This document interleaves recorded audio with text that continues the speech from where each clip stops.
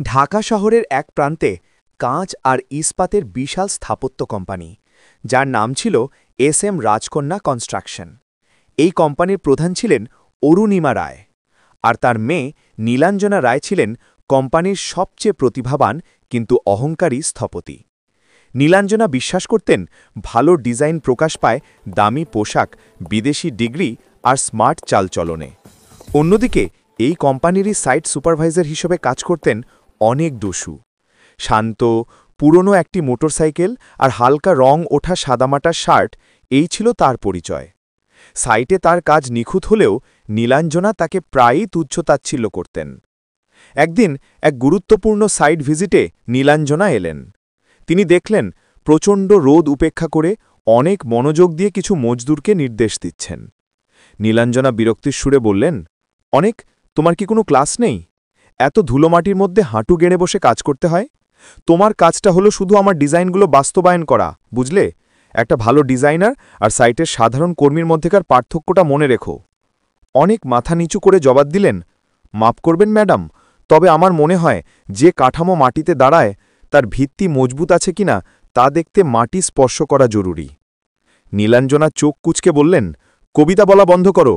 তোমার বেতন কত সেটা মনে আছে তো? সেই অনুযায়ী তোমার কথা বলা উচিত। অনেক শুধু হাসলেন, তার চোখে কোনো রাগ ছিল না, ছিল এক অদ্ভুত দৃঢ়তা।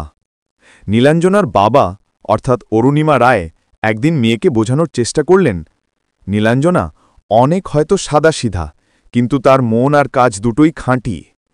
নীলাঞ্জনা উত্তর দিলেন, পাপা, খাঁটি মন দিয়ে সাম্রাজ্য গড়া যায় না, স্ট্যাটাস লাগে। অনেকের মতো লোকেরা শুধু আমাদের কাজের ভার বহন করার জন্য। কিন্তু নীলাঞ্জনার অজানা ছিল যে অনেক একজন সাইট সুপারভাইজার নন। তিনি ছিলেন এস.এম. রাজকন্যা কনস্ট্রাকশনের মূল বিনিয়োগকারী আরিয়া গ্রুপের একমাত্র উত্তরাধিকারী। তার দাদুর শর্ত ছিল উত্তরাধিকারী হওয়ার আগে তাকে কোম্পানির সর্বনিম্ন স্তর থেকে প্রতিটি বিভাগের কাজ শিখতে হবে। অনেক নীরবে সেই প্রতিজ্ঞা পালন করছিলেন। এই কারণেই যখন অরুণিমা রায় গুরুতর অসুস্থ হয়ে পড়লেন এবং কোম্পানির সমস্ত আর্থিক নথিপত্র বিশৃঙ্খল ছিল, তখন অনেকেই ছিলেন একমাত্র ব্যক্তি যিনি প্রতিটি প্রকল্পের অভ্যন্তরীণ খুঁটিনাটি জানতেন। একবার প্রতিদ্বন্দ্বী একটি কোম্পানি এস.এম. রাজকন্যা কনস্ট্রাকশনকে কিনে নেওয়ার প্রস্তাব নিয়ে আসে। বোর্ড মিটিংয়ে দেশের বড় বড় শিল্পপতিরা উপস্থিত ছিলেন। নীলাঞ্জনা আবেগের বশে প্রস্তাবটি প্রত্যাখ্যান করতে চাইলেন। প্রতিদ্বন্দ্বী কোম্পানির প্রধান উপহাস করে বললেন, মিস রায়, আবেগ দিয়ে বড় ব্যবসা চলে না, আপনাদের কোম্পানির দুর্বল আর্থিক অবস্থা সবার জানা। ঠিক সেই সময় শান্তভাবে দরজার কাছ থেকে একজন ব্যক্তি প্রবেশ করলেন। তিনি আর কেউ নন, তিনি অনেক বসু। কিন্তু আজ তার পোশাকে ছিল না পুরনো শার্ট, ছিল মার্জিত স্যুট আর চোখে ছিল এক অদম্য আত্মবিশ্বাস।